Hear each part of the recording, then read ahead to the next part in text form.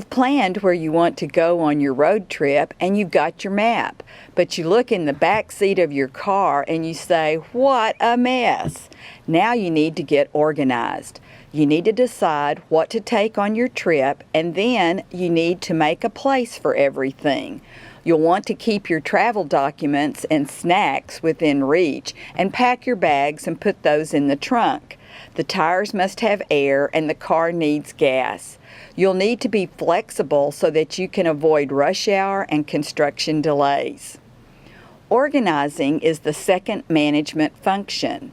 Managers must determine how available resources will be distributed and how employees can be arranged to carry out the plan. Also, since the only constant in business today is change, everyone needs to be flexible when those changes are encountered. In this lesson, I'll introduce you to organizing and change. Welcome to Principles of Management, Lesson 6, Organizing and Change. This is Jimmy Allen. For Lesson 6, read chapters 7 and 8. Chapter 7 looks at the formal organization, the organizing process, and the informal organization.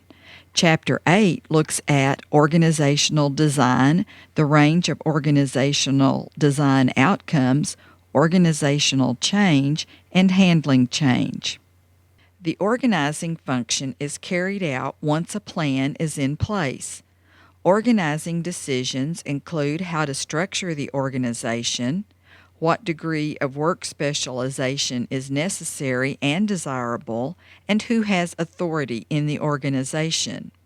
The end result of the organizing process is the organizational structure, which refers to the type of framework a company uses to distinguish power and authority, roles and responsibilities, and the manner in which information flows through the organization. During the organizing process, the manager delegates authority.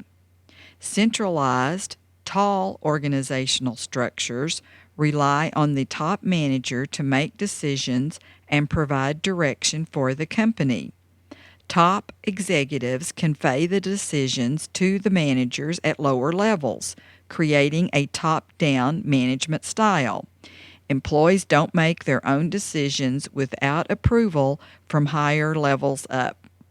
Decentralized, flat organizations rely on a team environment at different levels in the business. Managers as well as employees at each level in the business may have some autonomy to make decisions. Those who are closest to the problems are the most qualified to fix them. During the organizing process, the manager assigns work. Departmentalization is the subdivision of a business into its units based on their function or other criteria. Most companies are likely to use 2 or more types of departmentalization simultaneously. Some of the standard methods of departmentalization include grouping jobs by functional activities, product types, geography or location, process, and customer groups. Most organizations have to change as part of keeping up with the competition or adjusting to new market trends or technologies. The 3 stages of organizational change, according to Kurt Lewin, include unfreezing, changing, and refreezing. The goal during unfreezing is to create an awareness of how the current situation is hindering the organization in some way. The idea is that the more we know about a change and the more we feel that it is necessary and urgent, the more motivated we are to accept the change. Once people are unfrozen, they can begin to move into the implementation phase called the changing stage. During the changing stage, people begin to learn the new behaviors, processes, and ways of thinking. The more prepared they are for this step, the easier it is to complete. The final stage of change is refreezing. symbolizing the act of reinforcing, stabilizing, and solidifying the new state after the change. The changes made to organizational processes, goals, structures, offerings, or people are accepted and refrozen as the new norm or status quo.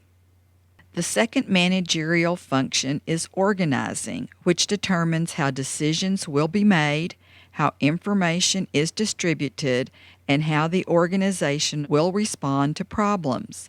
The end result of organizing is the organizational structure, which is the framework used to distinguish power and authority, roles and responsibilities, and the manner in which information flows through the organization. Having a suitable organizational structure allows the organization to accomplish its goals. Change is a constant in business today. Once changes are planned, management can use several tactics to transition to a new environment. A wise manager understands the urgency for change and forms a support group to spread the vision. With this lesson, we've shown you organizing and change. Try to relate what you read and discuss to your own real experiences at work, in the classroom, on the athletic field, and at home. Coming up in the Lesson 7, we'll start studying ethics.